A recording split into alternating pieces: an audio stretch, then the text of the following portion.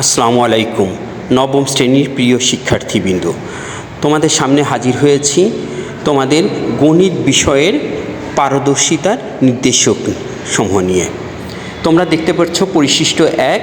এখানে তোমার গণিত বইয়ের সকল অভিজ্ঞতায় কি কি পারদর্শিতা নির্দেশকসমূহ রয়েছে সেগুলি তোমরা দেখতে পাবে।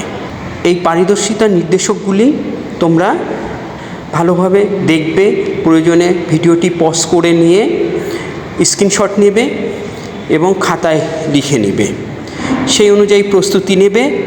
তাহলে তোমার লক্ষ্য ত্রিভুজ পা কেউ ঠেকাতে পারবে না। এবার দেখতে পাচ্ছ পরিশিষ্ট 2।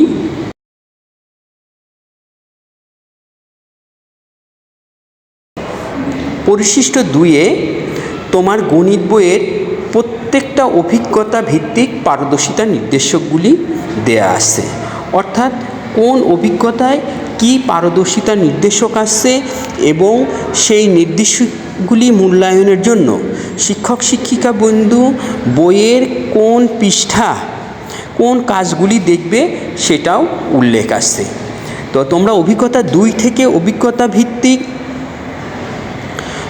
পরিশিষ্ট 2 থেকে অভিজ্ঞতা ভিত্তিক পিআইগুলি জেনে নিয়ে কোন পৃষ্ঠায় কি কাজ করতে হবে সেই কাজগুলি সঠিকভাবে করলে, প্রস্তুতি নিলে, শিখলে শিক্ষকগণ তোমাদেরকে অবশ্যই ত্রিভুজ প্রদান করবে। তো তোমরা সবাই তো অবশ্যই লক্ষ্য ঠিক করেছো ত্রিভুজ পেতে হবে। স্বাভাবিকভাবেই ত্রিভুজ পেতে হলে তোমাকে ভালো প্রস্তুতি নিতে হবে, শিখতে হবে, বুঝতে হবে, জানতে হবে। তো সেজন্য তোমার পিআইগুলো জানা আবশ্যক। তোমরা জানবে প্রত্যেকটা পিআই এক একটি প্রশ্ন, অর্থাৎ ওইটাকে প্রশ্ন ধরে তুমি তার উত্তর শিখে ফেলবে, যে কাজগুলি করতে বলা হয়েছে সেই কাজগুলো করবে, তবেই তুমি সফল হতে পারবে, সুন্দরভাবে গণিতের জ্ঞান অর্জন করতে পারবে এবং বাস্তবিকভাবে কাজে লাগাতে পারবে।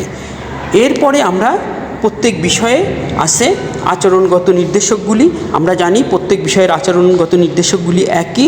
তোমরা আচরণগত নির্দেশকগুলি তোমরা জানো, সেই আচরণগত নির্দেশকও যাতে তোমরা ত্রিভুজ পাও, শিক্ষকগণ কীভাবে মূল্যায়ন করবে এই নির্দেশনা দেখে সেগুলি তোমরা আগেই জেনে নিবে এবং তোমাদের আচরণ বলো, লেখাপড়ার প্রস্তুতি বলো, দলগত কাজ বলো, কি আচরণ করতে হবে, কোন আচরণ করলে তুমি ত্রিভুজ পাবে, সেই মতো তুমি প্রস্তুতি নেবে। ইনশাল্লাহ তোমরা সবাই ত্রিভুজ পাবে। তোমাদের সফলতা কামনা করি। তোমরা সবাই ভালো থাকো, সুন্দর থাকো। আজকের মতো এখানেই শেষ করছি। আমার ভিডিওটি ভালো লাগলে লাইক করবে, সাবস্ক্রাইব করবে, বন্ধুদের মাঝে শেয়ার করবে। আসসালামু আলাইকুম।